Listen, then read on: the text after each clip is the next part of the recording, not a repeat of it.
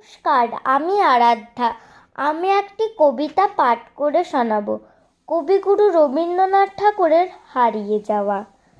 ছোট্ট আমার মেয়ে সঙ্গিনীদের ডাক শুনতে পেয়ে সিঁড়ি দিয়ে নিচের তলায় যাচ্ছিল সে নেমে।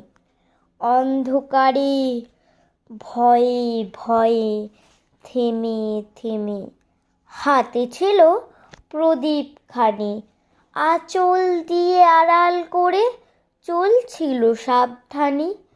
আমি ছিলাম ছাতি, তারায় ভরা চৈত্র মাসের রাতে। হঠাৎ মেয়ের কান্না শুনে উঠে দেখতে গেলেম ছুটে। সিঁড়ির মধ্যে যেতে যেতে প্রদীপটা তার নিভে গেছে বাতাসেতে।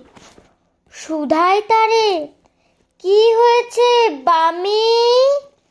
সে কেঁদে কয় নিচে থেকে, হারিয়ে গেছি আমি। তারায় ভরা চৈত্র মাসের রাতে ফিরে গেছি ছাতে। মনে হলো আকাশ পানে চেয়ে আমার বামির মতোই যেন অমনি কি এক মেয়ে। নীলাম্বরের আঁচলখানি ঘিরে দীপশিখাটি বাঁচিয়ে একা চলছে ধীরে ধীরে। নিত্য যদি আলো যদি হঠাৎ যেত থামে, আকাশ ভরে উঠত কেঁদে, হারিয়ে গেছি আমি। ধন্যবাদ।